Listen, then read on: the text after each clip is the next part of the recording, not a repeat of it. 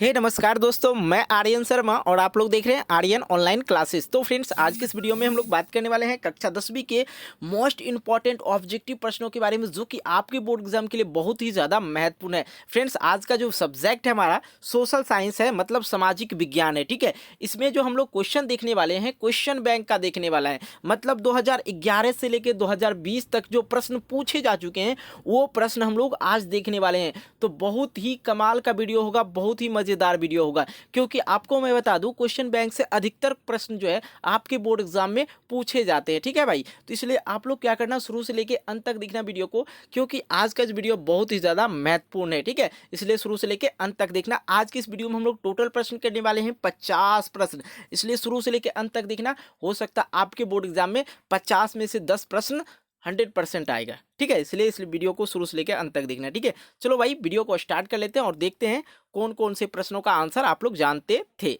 आप हमें लास्ट में कमेंट करके जरूर बताना। आ जाओ भाई, हम लोग कर लेते हैं। यहाँ पे पहला नंबर प्रश्न हमारे पास दे रखा है। क्या दे रखा है, सुनते जाओ। सिखों के 10वें और अंतिम गुरु श्री गोविंद सिंह का जन्म बिहार के किस नगर में हुआ था? ऑप्शन ए है मुंगेर, ऑप्शन बी है खगड़िया, ऑप्शन सी है पटना और ऑप्शन डी है इनमें से कोई नहीं।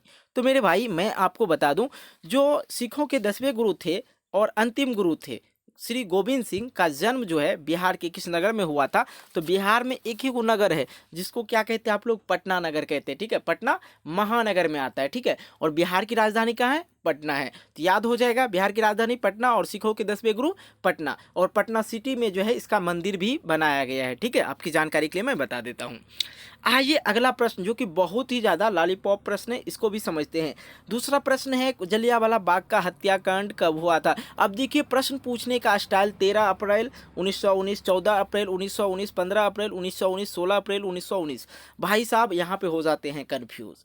अब तो ये तो अप्रैल में हुआ था, 1919 में हुआ था, बच्चे हो जाते हैं कंफ्यूज। लेकिन आपको कंफ्यूज होने की ज़रूरत नहीं है। 13 अप्रैल 1919 अभी याद रखना, 13 अप्रैल 1919। ठीक है, आ जाओ अगले प्रश्नों की ओर चलते हैं हम लोग। दूसरे प्रश्न हमारे पास है, नई आर्थिक नीति में नई आर्थिक नीति में किसे सम्मिलित नहीं किया गया था? तो ऑप्शन ए है नियंत्रित अर्थव्यवस्था को, ऑप्शन बी जो है उदारीकरण को, और ऑप्शन सी है वैश्वीकरण, और ऑप्शन डी है इनमें से कोई नहीं। तो फ्रेंड्स, इसका जो राइट आंसर हो जाएगा, नियंत्रित अर्थव्यवस्था को जो है शामिल नहीं किया गया था। इसका राइट आंसर ए हो जाएगा। आइए अगले प्रश्नों की ओर चलते हैं। अगला प्रश्न हमारे पास है, बोलीविया में जनसंघर्ष का मुख्य कारण क्या था? बोलीविया में जनसंघर्ष का मुख्य कारण क्या था? ऑप्शन ए मिल रहा है हमें पानी की कीमत में वृद्धि, ऑप्शन बी मिल रहा है खदान की कीमत में वृद्धि, ऑप्शन सी मिल रहा है पेट्रोल की कीमत में वृद्धि, और ऑप्शन डी मिल रहा है इनमें से कोई नहीं। तो भाई साहब, चौथे नंबर का राइट आंसर हो दिया, पानी की कीमत में वृद्धि हुआ था। बोलीविया में जनसंघर्ष का मुख्य कारण यही था कि पानी में जो है वहाँ पे वृद्धि हो गया था। आइए अगले प्रश्नों की ओर चलते हैं हम लोग। पांचवें नंबर पे, पांचवें नंबर प्रश्न है यहाँ पे फ्रेंड्स, संजय गांधी जैविक उद्यान किस नगर में स्थित है? मतलब संजय गांधी जैविक उद्यान बोलेंगे तो कोई बच्चे नहीं समझ पाएंगे। मैं आपको बता दूं, चिड़ियाघर जो अपने बिहार का जो है, चिड़ियाघर कहाँ में है? तो सिंपल सी बात है, सबको पता होगा कि पटना में ही है। ठीक है, और यहाँ पे ऑप्शन है राजगीर में तो नहीं ही होगा, बोध गया में भी नहीं है, बिहार शरीफ में भी नहीं, कहाँ पे है? पटना में। संजय गांधी चिड़ियाघर कहाँ है? पटना में है। आइए अगला प्रश्न की ओर चलते हैं हम लोग।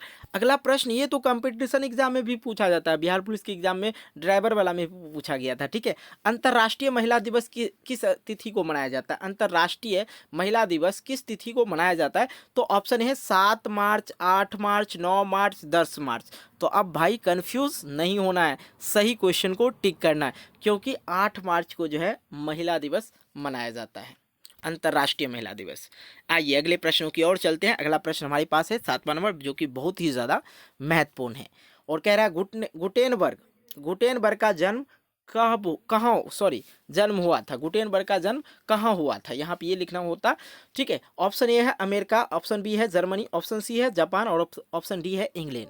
तो भाई साहब, आप लोग आंसर करो, सोचो मत, आंसर करो, क्या होगा क्या होगा? तो इसका राइट आंसर जर्मनी हो जाएगा। जो गुटेनबर्ग था उसका जन्म कहाँ हुआ था? जर्मनी में हुआ था, जर्मन में। आइए अगला प्रश्न हमारे पास है, 8वां नंबर आ चुका है। इनमें से कौन सा संस्थागत वित्त का साधन है? इनमें से कौन सा संस्थागत वित्त का साधन है? ऑप्शन ए है सेठ साहूकार, ऑप्शन बी है रिश्तेदार, ऑप्शन सी है व्यवसायिक बैंक और ऑप्शन डी है इनमें से कोई नहीं। तो 8वें नंबर का जो राइट आंसर हो जाएगा वो हो जाएगा व्यवसायिक बैंक, जो लोन बैंक देते हैं। ठीक है, आइए अगला प्रश्नों की ओर चलते हैं हम लोग। अगला प्रश्न हमारे पास आ गया है 90 नंबर, जो कि बहुत ज़्यादा इंपॉर्टेंट है। वेदों की ओर लौटो, वेदों की ओर लौटो नारा किसने दिया था? देखिए, ऑप्शन ए है रामकृष्ण परमहंस, ऑप्शन बी है स्वामी विवेकानंद और ऑप्शन सी है स्वामी दयानंद सरस्वती और ऑप्शन डी है इनमें से कोई नहीं। तो 9 नंबर का जो राइट आंसर हो जाएगा स्वामी दयानंद सरस्वती जी। वेदों की ओर लौटो का नारा किसने दिया था? स्वामी दयानंद सरस्वती जी ने। आइए अगले प्रश्नों की ओर चलते हैं हम लोग। अगला प्रश्न हमारे पास आ गया है 10वें नंबर का है संचार के सबसे लोकप्रिय संसाधन है। ठीक है, संचार का सबसे लोकप्रिय साधन है। तो ऑप्शन ए है सार्वजनिक टेलीविजन, ऑप्शन बी है मोबाइल, ऑप्शन सी है रेडियो और ऑप्शन डी है इनमें से कोई नहीं। तो ये देखिए 10वें नंबर का आपके मन में आ रहा होगा, क्या आ रहा होगा? जिस चीज़ से आप वीडियो देख रहे हैं वही होगा। संचार का सबसे लोकप्रिय साधन क्या है? जो अभी मोबाइल चल रहा है। मोबाइल बहुत ही ज़्यादा इंसान को हेल्पफुल बनाया, किसी भी चीज़ को नामुमकिन किया। अधिकतर 50% वर्क जो है, लगभग 80% बोला जो है हम लोग जो मोबाइल से कर लेते हैं। जो कंप्यूटर में करना पड़ता था वो आज हम लोग मोबाइल में कर लेते हैं, पढ़ लेते हैं, लिख लेते हैं और सारी चीज़ जो है हम लोग मोबाइल से भी कर ही लेते हैं। ठीक है, बाकी चीज़ आप लोग समझ रहे हैं क्या क्या आप लोग करते हैं। आइए अगला प्रश्न की ओर चलते हैं। अगला प्रश्न हमारे पास आ गया 11 नंबर, जो कि बहुत ही ज़्यादा इम्पोर्टेंट है। वार एंड पीस किसकी रचना है? वार एंड पीस किसकी रचना? आपके मन में आ रहा होगा option A Karl Marx, option B Leo Tolstoy, option C Dostoevsky. ठीक है, वेस्की लिखा हुआ, जो जर्मनी वगैरह का नाम है, विदेशी नाम जो है। हमारे भारत का नाम तो बहुत अच्छे अच्छे हैं। ठीक है, जो विदेशी नाम है कुछ अलग तरह दिया जाता है। ठीक है, एंजल्स। चलिए, ऑप्शन डी जो है एंजल्स दिया हुआ है और इसका वार एंड पीस है ना, सॉरी यहाँ पे थोड़ा सा मिस हो गया, वार एंड पीस होना चाहिए। ठीक है, वार एंड पीस का जो है किसकी रचना है? तो इसका जो राइट आंसर करना है 11 नंबर का, वो हो जाएगा बी, लियो टॉल्स्टॉय का। 11 नंबर का आंसर हो जाएगा बी। अगला प्रश्न हम लोग चलते हैं 12 नंबर, जो कि बहुत ही ज़्यादा महत्वपूर्ण है। किसने कहा था संसाधन होते नहीं बनाते हैं? अब देखिए, संसाधन मान लिया जाए कोई चीज़ है, जैसे आप उपयोग करने के लिए किसी और को कह रहे हो आएगा आएगा, तो आप उस चीज़ को बना लेते हो, तो उसे ही कहता है संसाधन होते नहीं, उसे बनाते हैं। ठीक है, हमें किसी चीज़ का सोने बैठने का ज़रूरत है, हम अपने बैठने के लिए हम कोई चेयर बना लें या किसी चीज़ के लिए कुछ कर लें, तो संसाधन बनाया जाता है। ठीक है, होते नहीं, हम लोग उसको बनाते हैं। संसाधन कौन बनाते हैं? तो हम लोग ही बनाते हैं इस तरह से। और यहाँ पे कह रहा है किसने कहा था, तो यहाँ पे है जिमरमैन, महात्मा गांधी और ऑप्शन सी है संदीप पांडे और ऑप्शन डी है इनमें से कोई नहीं। तो चलो भाई, 12 नंबर का राइट आंसर जो हो जाएगा ए हो जाएगा, जिमरमैन कहा था संसाधन होते नहीं बनाते हैं। बहुत अच्छा बात है। 13 नंबर है हमारे पास यहाँ पे, भारतीय जनता पार्टी का स्थापना कब हुआ था? बहुत हार्ड, मतलब बहुत अच्छा प्रश्न है। ठीक है, तो इसका जो राइट आंसर हो जाएगा बी हो जाएगा 1980 ईस्वी में। आइए अगले प्रश्नों की ओर चलते हैं। नीति आयोग को भंग कर कौन सा आयोग बना? तो ऑप्शन ए है नीति आयोग, ऑप्शन बी है वित्त आयोग, ऑप्शन सी है राज्य वित्त आयोग और इनमें से कोई नहीं, ऑप्शन डी है। तो 14 नंबर का जो राइट आंसर हो जाएगा ए हो जाएगा नीति आयोग। अगला प्रश्न हमारे पास है 15 नंबर और 15 नंबर कह रहा है निम्न में से कौन सा बीमारू राज्य है? बिल्कुल बहुत हार्ड आंसर है, क्वेश्चन है। ठीक है, निम्न में से कौन सा बीमारू राज्य है? तो ऑप्शन ए है बिहार, ऑप्शन बी है मध्य प्रदेश, ऑप्शन सी है उड़ीसा और ऑप्शन डी है इनमें से कोई नहीं। तो आ जाओ भाई, 15 नंबर का राइट आंसर जो हो जाएगा, सॉरी इनमें से सभी है ना, तो इसका जो राइट आंसर बिहार तो है ही, मध्य प्रदेश भी है, उड़ीसा भी है, तो इनमें से सभी हो जाएगा राइट आंसर। ठीक है, डी हो जाएगा। अगला प्रश्न की ओर चलते हैं हम लोग देखते हैं 16 नंबर पर। 16 नंबर है कि विरहद क्षेत्र में जल की उपस्थिति के कारण ही पृथ्वी को कहते हैं। विरहद क्षेत्र में जल की उपस्थिति के कारण ही पृथ्वी को कहते हैं उजला ग्रह, ऑप्शन बी है नीला ग्रह, ऑप्शन सी है लाल ग्रह, ऑप्शन डी है हरा ग्रह। तो 16 नंबर का जो राइट आंसर हो जाएगा नीला ग्रह कहा जाता है। ठीक है, तो आइए हम लोग देखते हैं 17 नंबर। चलिए देखते हैं 17 नंबर। 17 नंबर कह रहा है राष्ट्रीय विकास परिषद का गठन कब हुआ था? बहुत अच्छा क्वेश्चन है। ऑप्शन ए है 1950, ऑप्शन बी है 1951 और ऑप्शन सी है 1952 और ऑप्शन डी है इनमें से कोई नहीं। ठीक है, तो 17 नंबर का जो राइट आंसर हो जाएगा सी हो जाएगा 1952 में राष्ट्रीय विकास परिषद का गठन हुआ था। चलिए अगला प्रश्न को और चलते हैं। अगला प्रश्न हमारे पास है 18 नंबर। 18 नंबर कह रहा है कि भारत का राष्ट्रीय पक्षी कौन है। बहुत सारे बच्चे जानते होंगे इसका आंसर, बच्चे से ही सिखाया जाता है कि भारत का राष्ट्रीय पक्षी जो है कौन है, मोर है। चलिए अगले प्रश्न की ओर चलते हैं हम लोग। अगला प्रश्न हमारे पास है 19 नंबर। पंचायती राज व्यवस्था सर्वप्रथम किस राज्य में लागू किया गया था। पंचायती राज व्यवस्था सर्वप्रथम किस राज्य में लागू किया गया था। ऑप्शन ए है राजस्थान, ऑप्शन बी है बिहार, ऑप्शन सी है उत्तराखंड, ऑप्शन डी है मध्य प्रदेश। 19 नंबर का जो राइट आंसर हो जाएगा ए हो जाएगा राजस्थान। अगला प्रश्न की ओर चलते हैं हम लोग। अगला प्रश्न हमारे पास है 20 नंबर, जो कि बहुत ही अच्छा प्रश्न है। इससे पहले भी मैंने बहुत सारे वीडियो में बता चुका हूँ। अंकोर वाट के मंदिर का निर्माण किस शासक के द्वारा करवाया गया था। तो इसका जो 20 नंबर का जो राइट आंसर हो जाएगा ए ही हो जाएगा, सूर्यवर्मन द्वितीय। सूर्यवर्मन द्वितीय। आइए अगला प्रश्न की ओर चलते हैं। अगला प्रश्न हमारे पास है 21 नंबर, और 21 नंबर जो है बहुत ही ज़्यादा महत्वपूर्ण प्रश्न है। ठीक है, चलिए देख लेते हैं। 21 नंबर है राजनीतिक दलों की मान्यता और उसका चिन्ह किसके द्वारा प्रदान किया जाता है। देखिए राजनीतिक दलों का मान्यता और उसका चिन्ह जो है किसके, जानते हैं ना, लालटेन छाप, तीर छाप वगैरह वगैरह, बहुत सारा छाप है, खटिया छाप। ठीक है, तो वो जो है वो चिन्ह जो है किसके द्वारा प्रदान किया जाता है। ऑप्शन ए है राष्ट्रपति, ऑप्शन बी है प्रधानमंत्री, ऑप्शन सी है निर्वाचन आयोग, ऑप्शन डी है इनमें से कोई नहीं। तो चलिए इसका राइट आंसर हम आपको बताते हैं। 21 नंबर का आप लोग सोच ही सकते हैं, इसका राइट आंसर हो जाएगा निर्वाचन आयोग। ठीक है, चलिए अगला प्रश्न हम लोग देखते हैं। अगला प्रश्न हमारे पास है 22 नंबर। कह रहा निम्न में से किसको प्राथमिक क्षेत्र कहा जाता है। That means primary field. तो निम्न में से किसको प्राथमिक क्षेत्र कहा जाता है। ऑप्शन ए है सेवा क्षेत्र, ऑप्शन बी है कृषि क्षेत्र, ऑप्शन सी है औद्योगिक क्षेत्र, और ऑप्शन डी है इनमें से कोई नहीं। तो चलिए भाई साहब 22 नंबर का आंसर समझ लीजिए। 22 नंबर का आंसर हो जाएगा बी, मतलब कृषि क्षेत्र को। ठीक है, आइए अगला प्रश्न हम लोग देखते हैं। टीपू सुल्तान के शासक थे। टीपू सुल्तान शासक थे, कहाँ के थे। Option A Mysore, option B Shimla, option C Kashmir, option D इनमें से कोई नहीं। तो टीपू सुल्तान कहाँ के शासक थे, यही ना है, तो मैसूर के शासक थे। कहाँ थे, मैसूर के शासक थे। अगला प्रश्न हम लोग देखते हैं 24 नंबर। 24 नंबर कह रहा है यहाँ पे, किसने कहा बिहार के विकास के बिना भारत का विकास संभव नहीं है। ऑप्शन ए है doctor APJ Abdul Kalam, option B है नरेंद्र मोदी, बिल्कुल बहुत हार्ड, ऑप्शन सी है डॉक्टर राजेंद्र प्रसाद, और ऑप्शन डी है इनमें से कोई नहीं। तो भाई साहब 24 नंबर का जो राइट आंसर हो गया डॉक्टर एपीजे अब्दुल कलाम। ठीक है, और ये भाई साहब का तो नाम जोड़ दिया गया है, प्रधानमंत्री अपना नरेंद्र मोदी। ठीक है, चलिए अगला प्रश्न को और चलते हैं हम लोग। ये 25 नंबर प्रश्न है। 25 नंबर है वेस्ट लिटोवस्क। लिटोवस्क की संधि किन क्षेत्रों के बीच हुई थी। वेस्ट लिटोवस्क की संधि किन देशों के बीच हुई थी। ऑप्शन ए है रूस एवं इटली, ऑप्शन बी है रूस और फ्रांस, और ऑप्शन सी है रूस और इंग्लैंड, और ऑप्शन डी है रूस और जर्मनी। तो 25 नंबर का जो राइट आंसर हो जाएगा वो हो जाएगा डी, मतलब रूस और जर्मनी। अगला प्रश्न की ओर चलते हैं। अगला प्रश्न हमारे पास आ चुका है, कितना नंबर भाई साहब देख रहे हैं यहाँ पे 26 नंबर आ चुके हैं। ठीक है, 26 नंबर देखो, कह रहा है मार्च 1946 में फ्रांस तथा वियतनाम के बीच होने वाला समझौता किस नाम से जाना जाता है। तो ऑप्शन ए है तीती सेन, ऑप्शन बी है कैटेन, ऑप्शन सी है होचिमिन, और ऑप्शन डी है इनमें से कोई नहीं। तो 26 नंबर का जो राइट आंसर हो जाएगा वो हो जाएगा डी, इनमें से कोई नहीं। ठीक है, 26 नंबर का ये जो है 1946 में फ्रांस और वियतनाम के बीच जो समझौता हुआ था किस नाम से जाना जाता है, इसमें से राइट आंसर कोई है ही नहीं, इसलिए इनमें से कोई नहीं। आइए अगला प्रश्न की ओर चलते हैं। अगला प्रश्न हमारे पास आ चुका है 27 नंबर, और 27 नंबर कह रहा है कि पूर्ण स्वराज की मांग का प्रस्ताव कांग्रेस के किस वार्षिक अधिवेशन में पारित हुआ था। ऑप्शन ए है 1919 लाहौर, 1929 लाहौर, और बी है 1933 कलकत्ता, और ऑप्शन सी है 1931 कराची, और ऑप्शन डी है 1924 वेलगाम। तो चलिए 27 नंबर का आंसर बताते हैं 1919 लाहौर। ठीक है, 1919 लाहौर। अगला प्रश्न हम लोग देखते हैं, बहुत हार्ड प्रश्न है।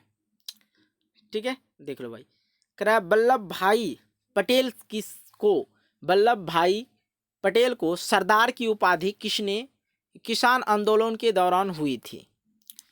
तो यहाँ पे है किसान आंदोलन के दौरान हुई थी, तो अब कौन किया था नहीं किया था, चंपारण कौन सा, यहाँ पे देखिए किसान लिखा गया, कौन सा आंदोलन होना चाहिए, कौन सा आंदोलन। ठीक है, यहाँ पे रॉन्ग कर दिया गया है, किसान आंदोलन के दौरान दी गई थी। तो यहाँ पे इसका राइट आंसर हो जाएगा 28 नंबर का ए, बारदौली। किस आंदोलन, बारदौली आंदोलन के दौरान दी गई थी। अगला प्रश्न हमारे पास है 29 नंबर, कह रहा भारत के लिए पहला फैक्ट्री एक्ट कब पारित किया गया था। तो चलिए 29 नंबर का राइट आंसर करते हैं आप लोग को सी, 1881 ईस्वी में। अगला प्रश्न हमारे पास है 30 नंबर, पूंजीपति वर्ग के द्वारा किस वर्ग का शोषण हुआ। पूंजीपति वर्ग के द्वारा किस वर्ग का शोषण हुआ। तो इसका जो राइट आंसर हो जाएगा इनमें से सभी, श्रमिक वर्ग, माध्यम वर्ग और कृषि वर्ग का शोषण हुआ था।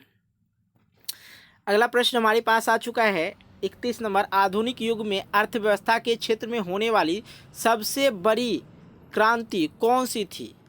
तो 31 नंबर का जो राइट आंसर हो जाएगा वो हो जाएगा बी, मतलब औद्योगिक क्रांति। आइए अगला प्रश्न हम लोग देख लेते हैं, भूमंडलीकरण का शुरुआत किस दशक में हुआ था। तो भूमंडलीकरण का शुरुआत किस दशक में हुआ था। 32 नंबर का राइट आंसर हो जाएगा ए, 1919 के दशक में हुआ था। अगला प्रश्न हमारे पास है 33 नंबर, और 33 नंबर कह रहा है गुटेनबर्ग ने सर्वप्रथम किस पुस्तक की छपाई की थी। ऑप्शन ए है कुरान, ऑप्शन बी है गीता, ऑप्शन सी है हदीस और ऑप्शन डी है बाइबल। तो 33 नंबर का जो राइट आंसर हो जाएगा वो हो जाएगा डी, बाइबल। गुटेनबर्ग ने सर्वप्रथम किस पुस्तक की छपाई की थी, तो बाइबल। ठीक है, आइए अगला प्रश्न हम लोग देखते हैं। अगला प्रश्न हमारे पास है 34 नंबर, विश्व में सर्वप्रथम मुद्रण की शुरुआत कहाँ हुआ। ऑप्शन ए है भारत, ऑप्शन बी है जापान, ऑप्शन सी है चीन, ऑप्शन डी है अमेरिका। मुद्रण की शुरुआत, यही ना, तो मुद्रण की शुरुआत कहाँ होगा, चीन में। ठीक है, 34 नंबर का राइट आंसर सी हो जाएगा, चाइना। आइए अगला प्रश्न हम लोग देख लेते हैं 35 नंबर का, मेढक के प्रजनन प्रक्रिया को बाधित करने वाला रसायन कौन सा है। वैजिन, यूरिया, एंड्रीन और फास्फोरस। तो ऑप्शन इसका राइट आंसर आप लोग को करना है, तो इसका राइट आंसर हो जाएगा एंड्रीन। जो मेढक के प्रजनन प्रक्रिया को बाधित करने वाला रसायन है उसे एंड्रीन कहा जाता है, सी। आइए अगला प्रश्न 36 नंबर, बहुत हार्ड प्रश्न है, और यहाँ पे बिहार में अति जल दोहन से भूमिगत जल में किस तत्व का संकेंद्रण बढ़ा। फ्लोराइड, क्लोराइड, आर्सेनिक और यहाँ पे ऑप्शन डी है लोहा। तो 36 नंबर का जो राइट आंसर हो जाएगा आर्सेनिक का। ठीक है, चलिए देखते हैं 37 नंबर। 37 नंबर कह रहा है संविधान की धारा 21 का संबंध है अन्य जीव एवं प्राकृतिक संसाधनों के संरक्षण से। ऑप्शन बी है जल संसाधन संरक्षण से, ऑप्शन सी है मृदा संचारण से और ऑप्शन डी है इनमें खनिज संपदा संरक्षण से।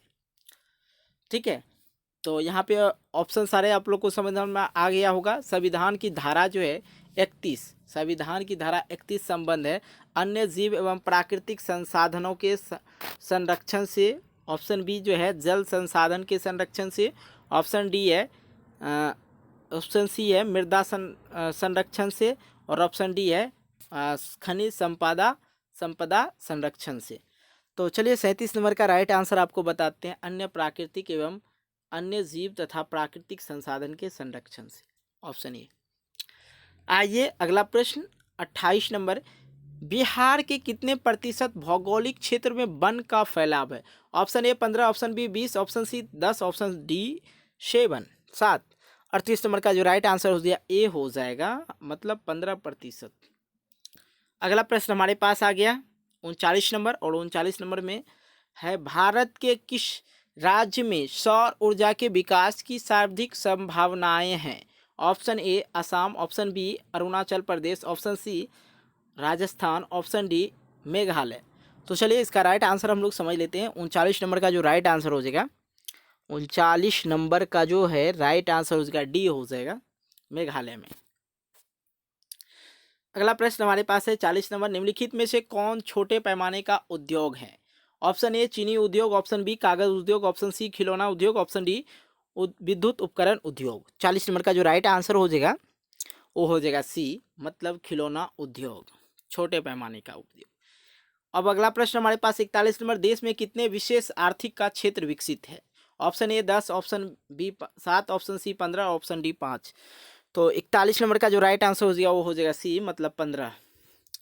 अगला प्रश्न हम लोग देख लेते हैं। अगला प्रश्न हमारे पास है 42 नंबर। 42 नंबर कह रहा है बिहार की सीमा में रेल मार्ग की कुल लंबाई कितनी है। बिहार जो हमारा बिहार है उसमें रेल मार्ग की कुल लंबाई कितना है? जानकारी के लिए आप लोग को बता दें, ऑप्शन इसका जो राइट आंसर हो जाएगा 42 नंबर का, वो हो जाएगा ए 62,62 किलोमीटर, सॉरी 83 किलोमीटर, मतलब 6,283 किलोमीटर रेल मार्ग है हमारे अपने बिहार में। अगला प्रश्न हम लोग देखते हैं 43 नंबर, तल चिन्ह की सहायता से किसी स्थान विशेष की मापी गई ऊंचाई को क्या कहा जाता है? ऑप्शन ए है स्थानीय ऊंचाई, ऑप्शन बी है विशेष ऊंचाई, ऑप्शन बी है समोच्च ऊंचाई रेखा, और ऑप्शन डी है त्रिकोणमितीय स्टेशन। तो 43 नंबर का जो राइट आंसर हो जाएगा ए हो जाएगा स्थानिक ऊंचाई। अगला प्रश्न हमारे पास है 44 नंबर, और 44 नंबर कह रहा है, जब हम लैंगिक विभाजन की बात करते हैं तो हमारा अभिप्राय होता है।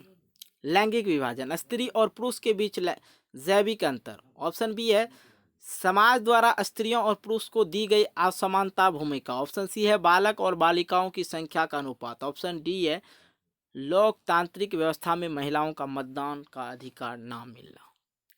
तो 44 नंबर का जो राइट आंसर हो जाएगा वो हो जाएगा बी, समाज द्वारा स्त्री और पुरुषों को दी गई असमानताएं की भूमिका। अगला प्रश्न हमारे पास आ गया 45 नंबर, और 45 नंबर से मेरा गलत तो बज रहा है, दर्द कर रहा है। आप लोग वीडियो को लाइक नहीं करते यार, वीडियो को लाइक करो।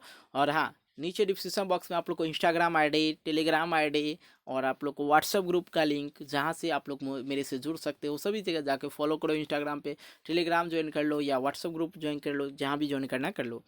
भारतीय संविधान के बारे में इनमें से कौन सा कथन सही है? ऑप्शन ए है यह धर्म के आधार पर भेदभाव की मनमाही करता है। ऑप्शन बी है यह धर्म के एक राजकीय धर्म बनाता है। ऑप्शन सी है लोगों को कोई भी धर्म मानने की आज़ादी नहीं है। ऑप्शन डी है इनमें से महिलाओं का मतदान का अधिकार का अभाव। तो चलिए 45 नंबर का राइट आंसर बताते हैं, सोचो मत ठोको। ऑप्शन ए इसका राइट आंसर हो गया, यह धर्म के आधार पर भेदभाव की मनाही करता है। अब चलते हैं हम लोग क्वेश्चन नंबर 46 पे। सत्ता की समझदारी सही है क्योंकि यह विविधता को अपने और समेट लेती है, देश की एकता की कमजोरी करती है, देश की एकता को कमज़ोर करती है। ठीक है, ऑप्शन डी है विभिन्न समुदायों के बीच टकराव कम करती है। तो चलिए 46 नंबर का जो राइट आंसर हो जाएगा वो हो जाएगा डी, विभिन्न समुदायों के बीच टकराव कम करती है। आइए अगला प्रश्न 47 नंबर, और इसमें कह रहा है वर्ष 1975 में भारतीय राजनीति में किस लिए जाना जाता है? ऑप्शन ए है इस वर्ष आम चुनाव हुए थे, श्रीमती इंदिरा गांधी प्रधानमंत्री बनी थी। ऑप्शन सी देश में आपातकाल लागू हुआ था। ऑप्शन डी जब जनता पार्टी का सरकार बनी थी। तो 1975 में भारतीय जनता के लिए किसे जाना जाता था? तो वह बहुत हार्ड प्रश्न है ये, बहुत हार्ड मतलब बहुत अच्छा। ठीक है, तो 47 नंबर का राइट आंसर हो गया सी, देश में आपातकाल लागू हुआ था। अगला प्रश्न हमारे पास आ गया 48 नंबर, बिहार में संपूर्ण क्रांति का नेतृत्व निम्नलिखित में किसने किया था? तो इसका तो सब कोई जानता है, जयप्रकाश नारायण हो जाएगा 48 नंबर का। अगला प्रश्न हम लोग को पता है कौन सा है, 49, नर्मदा घाटी परियोजना किन राज्यों के से संबंधित है? तो 49 नंबर का आंसर जो हो जाएगा वो हो जाएगा जी गुजरात, महाराष्ट्र, मध्य प्रदेश। आइए अगला प्रश्न हम लोग देख लेते हैं 50 नंबर, और इस वीडियो का अंतिम प्रश्न। ठीक है, इसका पार्ट 2 आएगा जिसमें हम आपको 51-52 सब बताएंगे। ठीक है, तो समझ लो निम्नलिखित में किसे लोकतंत्र का प्राण माना जाता है? ऑप्शन ए है सरकार, ऑप्शन बी है न्यायपालिका, ऑप्शन सी है संवैधानिक, और ऑप्शन डी है राजनीतिक दल। तो फ्रेंड्स इसका राइट आंसर क्या होगा? 50 नंबर का डी हो जाएगा, राजनीतिक दल। फ्रेंड्स वीडियो कैसा लगा वीडियो को कमेंट करके बताना। साथ ही आप लोग को ये बताना कि आप आज की इस वीडियो में 50 प्रश्नों देखा और 50 प्रश्नों में से आप कितने प्रश्नों का आंसर जानते थे, ये बात मुझे कमेंट करके बताना। साथ ही आप वीडियो को लाइक करें, वीडियो को लाइक करते हैं तो मुझे एक मोटिवेशन मिलता है, और मोटिवेशन मिलने के बाद हम लोग क्या करते हैं, जल्दी जल्दी वीडियो बनाते हैं। फ्रेंड्स इसी वीडियो को लाइक ज़रूर करें और दोस्तों के साथ शेयर ज़रूर करें। मिलते हैं कि वीडियो को लेकर, तब तक बाय, जय हिंद, जय भारत।